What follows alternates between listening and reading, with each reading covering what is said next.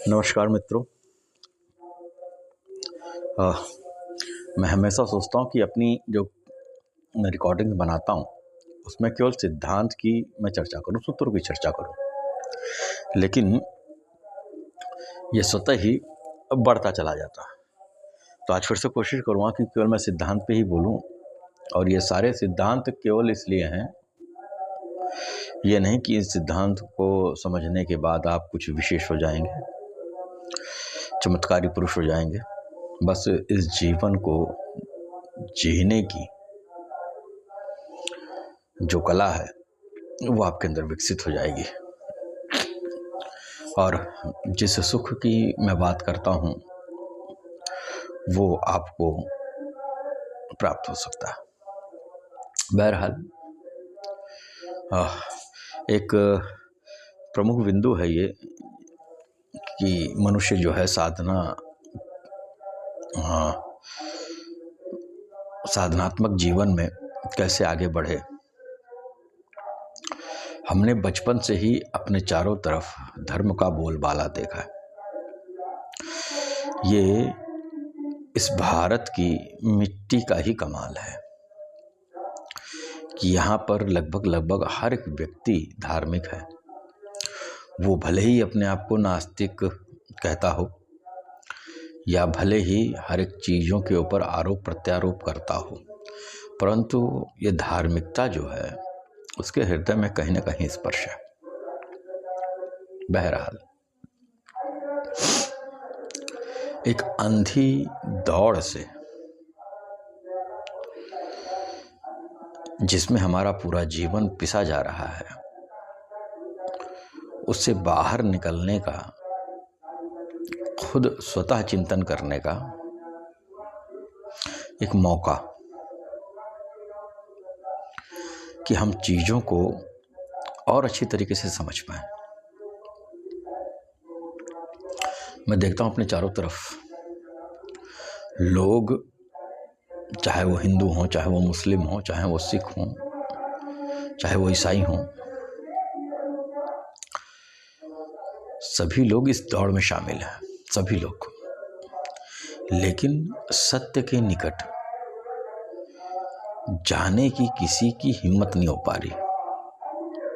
मैं हिम्मत की बात कर रहा हूं। ऐसा नहीं है कि लोगों को पता नहीं है, पता होने के बावजूद भी एक जो हिम्मत होती है चीज़ों को स्वीकार करने की और उसके अनुरूप कार्य करने की, ये नहीं, क्योंकि जो रूढ़ियों से, जो पीढ़ियों से उनको मिला है, वो उसको छोड़ने की हिम्मत नहीं कर पा रहे। मैं किसी से भी कोई भी चीज़ छुड़वाना नहीं चाहता। इस तमाम वीडियोस का उद्देश्य केवल इतना है कि मैं आपको सोचने पर बाध्य कर सकूं, ना कि जो चीज़ हमें अपने पूर्वजों से उनके मनानुसार मिली है हम उसी को फॉलो करते जाएं, भेड़ चाल से हम बाहर निकलें। यदि मैंने अपने पिछले वीडियोस में इस बात को कहा है, एक मनुष्य जो है वो पशुवत जीवन से निकल करके मनुष्यता पे आया और उसको दिव्यता तक पहुंचना है,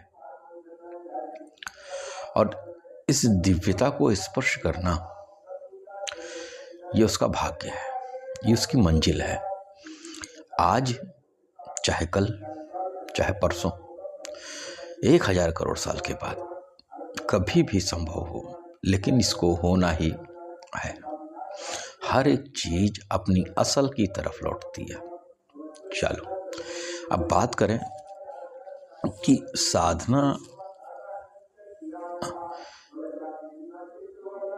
किस तरीके से की जाए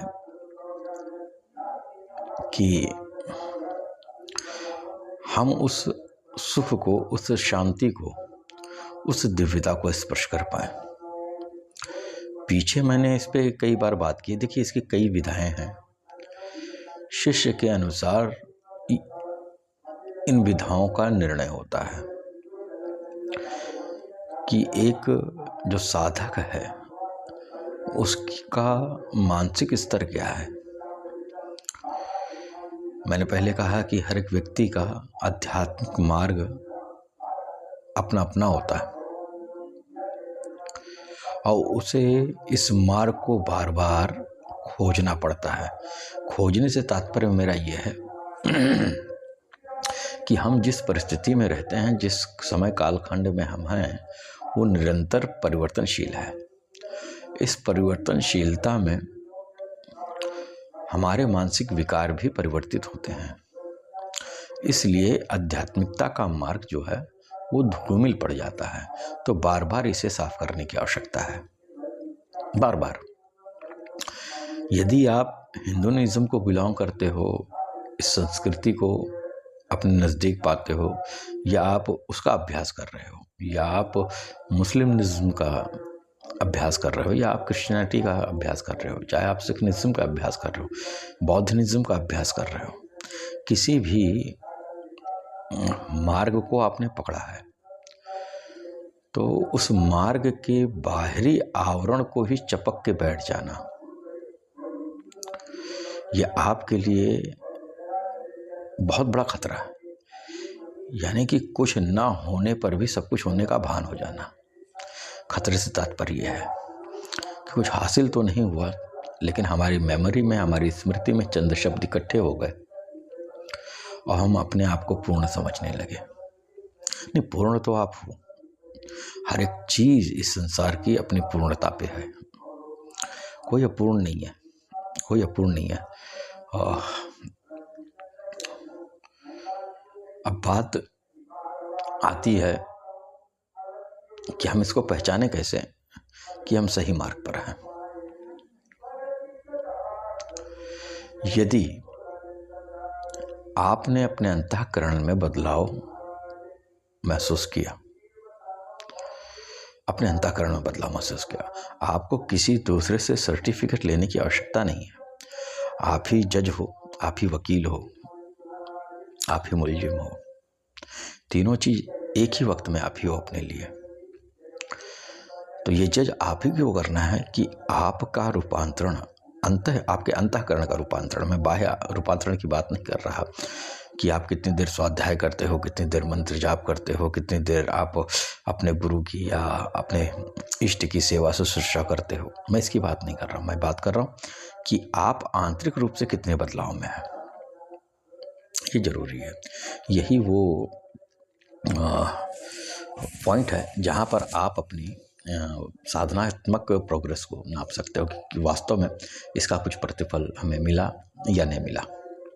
बाकी आप दुनिया की चाहे जितनी चीज़ें करो, उससे कोई मतलब नहीं है। आप रहोगे एज इट इज़, वही के वही। जो भी बदलाव होना है वो आपके अंतःकरण में होगा, जो भी बदलाव होना है। और यही वो मापक है, यही वो शीशा है जहाँ पर आप अपने आप को देख सकते हो।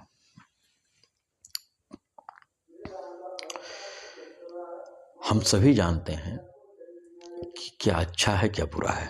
इसके लिए किसी ग्रंथ को पढ़ने की आवश्यकता नहीं, किसी भी ग्रंथ को पढ़ने की आवश्यकता नहीं। जो हमारे हृदय के चोर हैं वो हम जानते हैं, उन्हें बेहतर जानते हैं। चाहे वो ईर्ष्या हो, चाहे वो क्रोध हो, चाहे वो वासना हो, चाहे वो अपूरी तिक्षाएं हो, द्वेष हो, है ना, लालच हो, तमाम सारी चीजें हैं। ये पांचों विकार, हम किसी भी धर्म में हो, हम इसको भली भांति इससे परिचित हैं। तो इनके उपस्थिति में क्या परिवर्तन हुआ, इनमें क्या परिवर्तन हुआ? क्या इनकी फ्रीक्वेंसी कम हुई, इनकी डेप्थनेस कम हुई? क्योंकि ये स्वाभाविक गुण है, या मैं कह लूँ कि ये स्वाभाविक अवगुण है। स्वाभाविक है ये, इसमें आपका कोई दोष नहीं है। अपने आप को ना पापी समझिए, ना दोषी समझिए। ये स्वाभाविक है, ये स्वाभाविक है, ये नेचुरल है ना। क्योंकि हम जहाँ से उठ के आए हैं वहाँ पर इसकी प्रचुरता रही।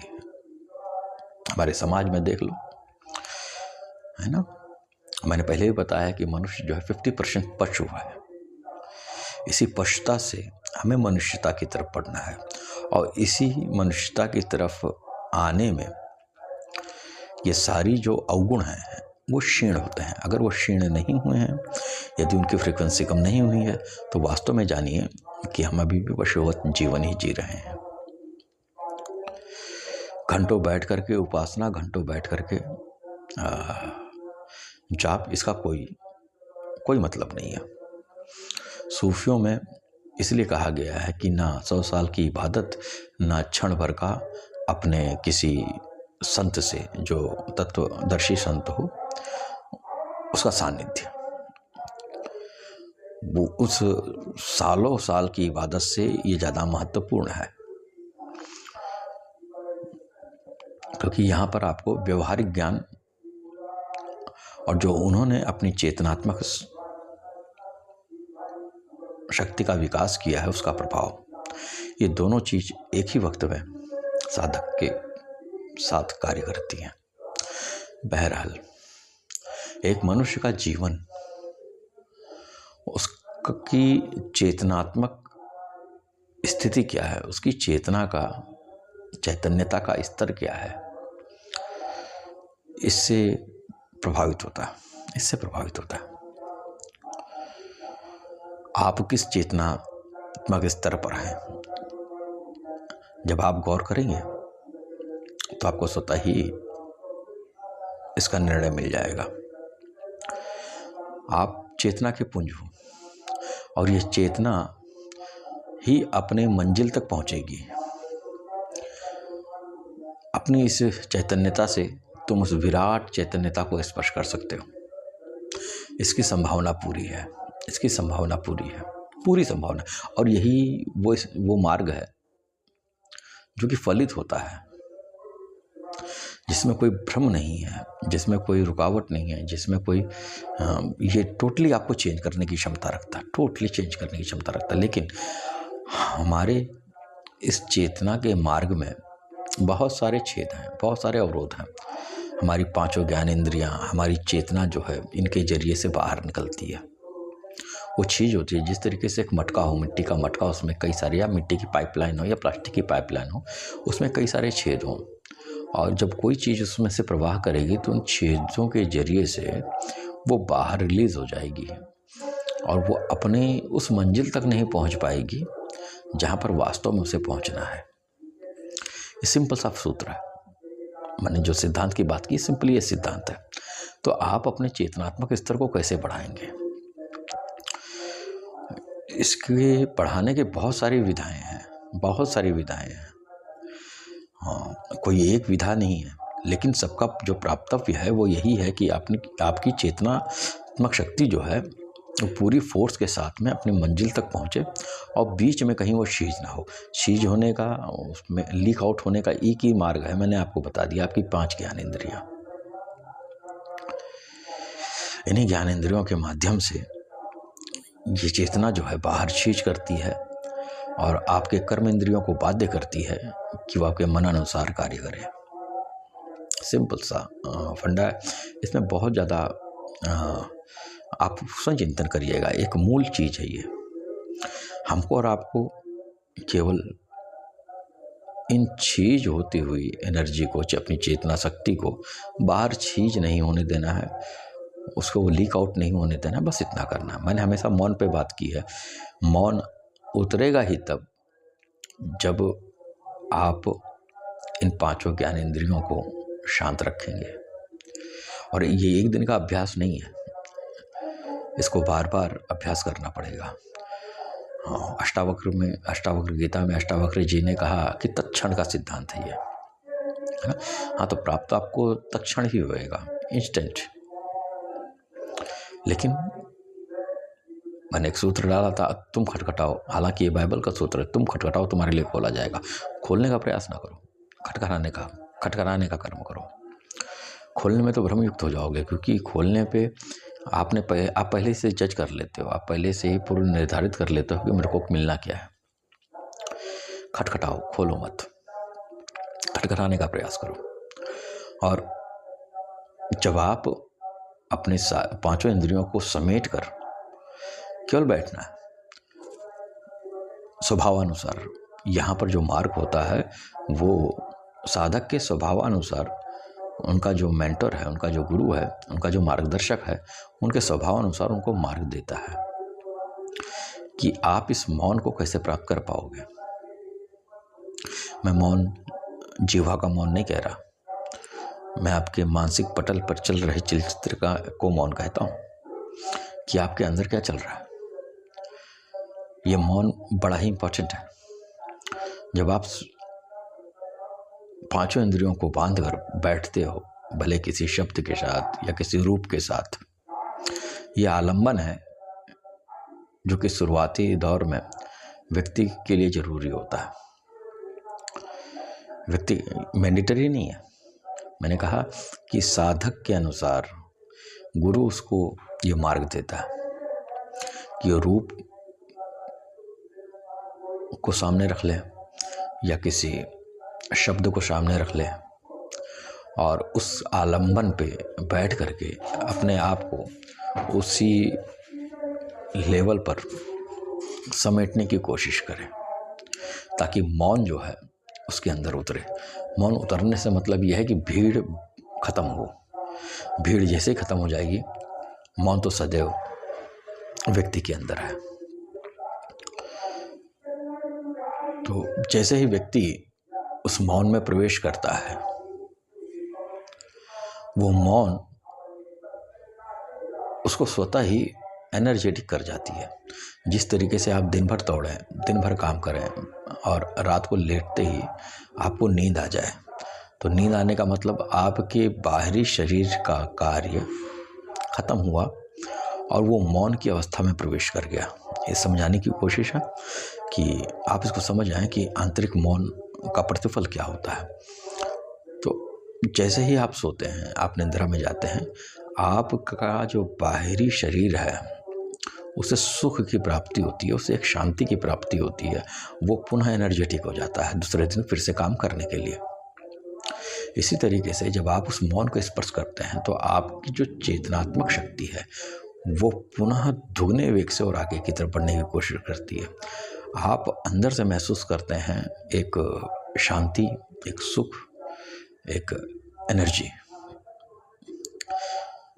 ठीक इसी तरीके से जिस तरीके से निद्रा के बाद आपका बाह्य शरीर अनुभव करता है। जब व्यक्ति बार बार इस मौन को स्पर्श करता है तब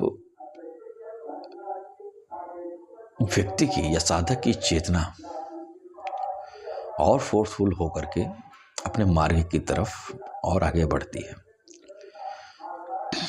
ये जो बीच का सिस्टम आया, मैंने कहा अभी मौन को स्पर्श करने के बाद वो चेतनात्मक शक्ति और आगे बढ़ती है। तो जैसे ही वो चेतनात्मक शक्ति और आगे बढ़ेगी वो आपको देखी जाएगी सुख, एनर्जी, संतुष्टि, और यहीं पर वो प्रवेश करेगा एक दूसरे आयाम में जहाँ पर उसकी अपनी चेतना इस ब्रह्मांड की चेतना के समानांतर होती है, उसमें घुलती मिलती है। इस चेतना में और उस चेतना में कोई भेद नहीं रह जाता है। हाँ, इस मंजिल तक पहुंचने के पहले उस व्यक्ति को बहुत ही अद्भुत अनुभव होते हैं। मैं उन अनुभवों की श्रृंखला नहीं बताऊंगा क्योंकि होता यह है कि शाब्दिक ज्ञान जो है मनुष्य को कल्पना के स्तर पर लेके चले जाता है। इसमें उतरने की कोई ज़रूरत नहीं है। हाँ, एक कर्तव्य है इसका कि आप देखेंगे कि आपकी समझ बुद्धि विवेक में रूपांतरित हो गई और विवेक प्रज्ञा में रूपांतरित हो रहा है। ये रूपांतरण, इसी को संतों ने प्रकाश कहा है। गुरु, गु और रू, प्रकाश, जिस गुरु में जिस प्रकाश की बात होती है वो ये है, वो कोई जलता हुआ सूर्य नहीं है या चमकते हुए सितारे नहीं है, जलता हुआ दिया नहीं है कि दिया दिखाई देगा। ये आपकी ये प्रकाश है, ये समझ है, ये प्रज्ञा है, जिसके प्रकाश में आपको सारी चीज़ें ऑटोमेटिकली समझ में आने लगती हैं, सारी चीज़ें समझ में आने लगेंगी। यही वो प्रकाश है कि मनुष्य जो है संसार, माया, ईश्वर को समझने लगता है। और जो व्यक्ति इन चमत्कारिक अनुभवों न पढ़ करके बस अपनी चेतना को चीज होने से बचाए रखता है और लगातार पुश पुश पुश खटखटाना, अंततः वो सूक्ष्म चेतना उस विराट चेतना में जाकर के मिल जाती है। और वो वही होता है अपने टॉप लेवल पर, जिसको मैं कहता हूँ दिव्य जीवन। इस दिव्य जीवन में किसी को किसी गुरु की आवश्यकता नहीं है, किसी देवता की आवश्यकता नहीं है, किसी इष्ट की आवश्यकता नहीं है, किसी ग्रंथ की आवश्यकता नहीं है, किसी भी ग्रंथ की आवश्यकता नहीं है। वो स्वतः ही अपने आप में एक ग्रंथ है, वो स्वतः ही अपने आप में एक भगवत गीता है, स्वतः ही रामायण है, स्वतः ही कुरान है, स्वतः ही बाइबल है। उसको किसी की आवश्यकता नहीं। उसको नहीं देखना पड़ेगा किसी का मुंह, किसी भी धर्म गुरु का, कि वो आ करके उन्हें इन मंजिलों के बारे में बताए। बस प्रयास इतना होना चाहिए कि हम उस मौन को स्पर्श कर पाए, उस मौन को स्पर्श कर पाए। अगर मैं वैदिक दृष्टि से या इस्लामिक दृष्टि से या बाइबल की दृष्टि से उदाहरण देकर बताऊं तो इन तथ्यों को मैं समझा सकता हूं, लेकिन फिर भी वही हो जाएगा कि चीज़ों को समझाने के लिए मैंने फिर उन्हीं ग्रंथों का सहारा लिया। सारे ग्रंथ सत्य हैं, लेकिन वो उसी वक्त असत्य भी हैं, क्योंकि हमने उनको रटा है केवल, वो हम में उतरे नहीं हैं। उतरने का रास्ता बस इतना ही है कि हम अपने मौन को स्पर्श कर पाए। दो विधाएं हमारे यहाँ पर बहुत प्रचलित हैं, सभी धर्मों की बात कर रहा हूँ मैं, और मुस्लिम में भी हैं, हिंदू में भी हैं, सिख में भी हैं, कि आप किसी एक मूल मंत्र का जाप करिए। चूँकि उसको बहुत सारे सिद्धों ने जपा है, उसको रिसाइट किया है, तो उस शब्द में ऑलरेडी वो शब्द ब्रह्मांड में गुंजायमान है। इतने सिद्धों के द्वारा जो अपने प्रकट चेतना के स्तर पे थे, उनके द्वारा भी उन शब्दों का उच्चारण हुआ है। तो उसमें वो क्षमता होती है उस नाम में कि वो आपकी चेतना को चीज होने से रोके, यानी कि उनको खंडित ना होने दे और उसको समेट करके उसके मार्ग पर अग्रसर करें और उस मौन की स्थिति को आपको प्राप्त करवाते हैं। ये मौन की स्थिति ही ध्यान है। बाहर से आप कोई भी कर्म करें, कोई मामला नहीं है, अलबत्ता आप मौन की स्थिति में हो। दूसरी जो विधा है वो है रूप का ध्यान करना। दोनों विधाएं बहुत ही सुदृढ़ हैं, बहुत ही ठीक है। इसमें आदमी की भक्ति, आदमी का प्रेम, आदमी का विश्वास और उसका अभ्यास, ये सारी चीज़ें इकट्ठी होकर के उसको उसकी मंजिल तक बहुत जल्दी पहुंचा देती हैं। तो दोनों चीज़ें ठीक हैं। मैं तो ये कहता हूँ कि हर व्यक्ति को किसी तत्वदर्शी गुरु के पास जाकर के, ऐसा गुरु जिसने इस मार्ग को भली भांति समझा है, उसकी तलाश करें और उन्हीं के जरिए से एक शब्द ले, उन शब्दों का रिसाइट करें, उन शब्दों का रिसाइट करें, उस स्तर तक करें कि उसके ज्ञानेंद्रियों का जो लीकेज है वो बंद हो जाए और वो मौन में प्रवेश कर पाए। रूप का ध्यान भी इसी तरफ हमको लेके जाता है, क्योंकि हम ध्यान उसका कर रहे हैं जो तत्वदर्शी है। तो हम सभी लोग एनर्जी के माध्यम से, ऊर्जा के माध्यम से, चैतन्यता के माध्यम से एक दूसरे से जुड़े हुए हैं। अब ये सूत्र यहाँ पर काम करता है और वो आपकी चीज हो रही चैतन्यता को, जो बाहर की तरफ भाग रही है, उसको समेट करके उसको अपने पद पे रखता है ताकि वो ब्रह्मांडीय चेतना से मिल सके। बस एक समय ऐसा आएगा कि आपको शब्द भी छोड़ने पड़ेंगे, ये रूप भी छोड़ना पड़ेगा। वो छूट ही जाएगा। छोड़ना आपको इंटेंशनली नहीं छोड़ना है, वो छूट ही जाएगा। जब आप रूप ध्यान कर रहे हो तो जब भी आप मौन को प्राप्त करोगे, जैसे ही मौन की स्थिति प्राप्त करोगे, ये क्षणिक होगा, शुरुआत में बहुत ही क्षणिक होगा। वो जो सूरत है वो सूरत आप में ही लीन हो जाएगी, क्योंकि इस सूरत में उस सूरत में कोई फर्क नहीं है, कोई फर्क नहीं है। महत्वपूर्ण बात यह है कि हम अपनी चेतना को छीज होने से रोकें। बड़े ही नॉर्मल शब्दों में मैंने आप लोगों को बताने की कोशिश की है। और गुरु जीवित होना चाहिए, आपका मेंटर जीवित होना चाहिए, जो कि आपको शब्द दे सके, ठीक है। और इसका परिमाप ही यही है कि हमारी जो गंदगी है कि आप साधना के किस स्तर पे पहुंचे हैं, ये आपके व्यवहार में ड्रामेटिकली नहीं आएगा, ये स्वतः ही आपके व्यवहार में उतरेगा। ये स्वतः आपको लाना नहीं पड़ेगा, क्योंकि बेसिकली ये गुण और अवगुण दोनों व्यक्ति में मौजूद हैं। हमारे गुरु जी कहते थे, और बड़ा ही सुंदर सूत्र है, कि आप किस शेर को खाना खिला रहे हो। एक अच्छा शेर है, एक बुरा शेर है।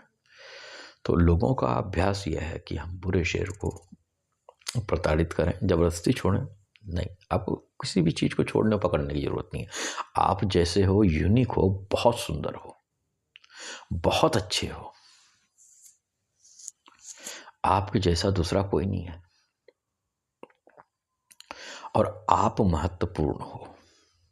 इस संसार में अगर कोई चीज महत्वपूर्ण है तो वो आप हो, क्योंकि आपके पास ये एक मौका है और पूरी संभावना है कि आप उस अनित्य सुख की प्राप्ति कर सकें, उस सौंदर्य को देख सकें, अपने दिव्यता को समझ सकें। ये सबके पास इक्वली मौका है, सबके पास इक्वली मौका है। तो किसी चीज को अपने सर पे ना ला दो। ऐसा नहीं है कि पहले आप दूसरे की मान रहे थे, अब आपको दूसरे की मान लेना है, या पहले आप बाइबल मान रहे थे, अब आप गीता मानने लगो, या गीता मान रहे थे पुराण मानने लगो। ये हो गया कि मैंने एक बोझ को अपनी समझ से उतारा और दूसरे बोझ को रख लिया। ये सब मार्गदर्शक है। बदलाव तो आप में होना है, बदलाव इनमें नहीं होएगा। ये केवल आपको चिंतन का सब्जेक्ट देंगे कि आप चिंतन करो। पूर्णता पे तो आप ही को पहुंचना है, कोई आपको नहीं पहुंचा पाएगा। वो स्वतः का ही प्रयास है, ये स्वतः का प्रयास है।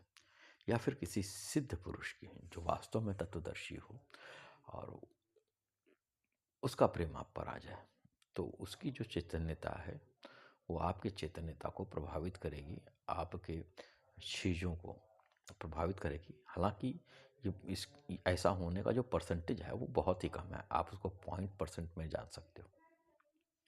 मैं इसको 1% भी नहीं कहता, ये तो 100% उसका है कि नहीं, अब तू नहीं, मैं नहीं, तू मैं तू। ऐसी स्थिति में ये बदलाव होते हैं।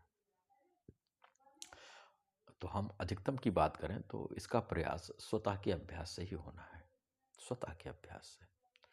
और हर एक मार्ग आपको उस मौन की तरफ ही लेके जाएगा। अगर वो मौन की तरफ लेके जा रहा है, मौन की तरफ लेके जा रहा है, तो आप जो है सही रास्ते पर हैं। इसी मौन को कुछ लोगों ने द्वार कहा, कुछ लोगों ने बिंदु कहा, मैं भी इसको कहता हूँ संतारोहण मंच, है ना। तो या निर्विचार अवस्था, तो ध्यान अवस्था, तो सारे संसारिक ज्ञान, ब्रह्मांडीय ज्ञान, ईश्वरीय ज्ञान इसी अवस्था में अवतरित होते हैं। फर्क इतना है कि हम अपनी चेतनात्मक शक्ति का क्षीण ना होने देते, बस उसको सही लाइन लेंथ पर अपने अंदर प्रवाहित होने दें, और उस अंधेरे को, उस मौन को स्वीकार करें जो हमारे अंदर व्याप्त है। यदि हमने उस मौन को स्वीकार कर लिया तो सारे रहस्यों को समझने के लिए हमें किसी मेंटर की, किसी किताब की, किसी आकाशीय दूत की जरूरत नहीं पड़ेगी। सारा कुछ आपके अंदर है। और रही बात उस स्वर्ग और नरक की, तो हम स्वर्ग में हैं। इसके इतर यदि कोई स्वर्ग ढूंढने की कोशिश कर रहा है कि शरीर छूटने के बाद मैं किसी जन्नत में जाऊंगा, किसी स्वर्ग में जाऊंगा, या मुझको तला और भुना जाएगा, तो एक केवल कपोल कल्पना है। जिसने अपने लिए यहाँ पर स्वर्ग बनाया वो स्वर्ग में है, और जिसने अपने लिए यहाँ पर नरक बनाया वो नरक में है। हालांकि हो सकता है कि बहुत सारे लोगों का मतभेद हो। मैं किसी क्या कहते हैं उसको शाब्दिक कंपटीशन के चक्कर में नहीं पड़ रहा। बस मेरा एक उद्देश्य है कि आप जो है चिंतन करें। आप जो है चिंतन करें, आप पाएंगे कि आप जो है जीवन के इतर कोई चिंतन नहीं कर पा रहे हैं। अगर जीवन के इतर कोई चिंतन कर रहे हो तो वो केवल कपोल और कल्पना है, आपका मानसिक भ्रम है, वो यथार्थ नहीं है। जो चीज़ आपके अनुभव में आए वो यथार्थ है, वो यथार्थ है। बस अपनी चेतना को चीज होने से रोकें, मौन को स्वीकार करें और इसका निरंतर अभ्यास करें। इस संसार के, इस ब्रह्मांड के सारे रहस्य आपके अंदर निहित हैं। तो इसी पे अपनी वाणी का विराम देता हूँ और सभी लोग खुश रहें। हाँ, इतना जरूर कहूँगा, यदि किसी भी आध्यात्मिक पथ पर या धार्मिक पथ पर चलते हुए आपके अंदर अनुकरणीय बदलाव नहीं आ रहे हैं तो रुकने और सोचने की आवश्यकता है। तमाम वो गुण जो हमारे अंदर हैं, उनकी फ्रीक्वेंसी क्या है, उनकी डेप्थनेस क्या है, ये खुद हमें हमारे मार्ग का परिचय दे देगी। तो आप सबका जीवन कुशल हो, जीवन सुखमय हो, आप लोग उस चेतना के स्तर पर पहुँचे जहाँ पर आप अपने दिव्य जीवन का अनुभव कर सकें।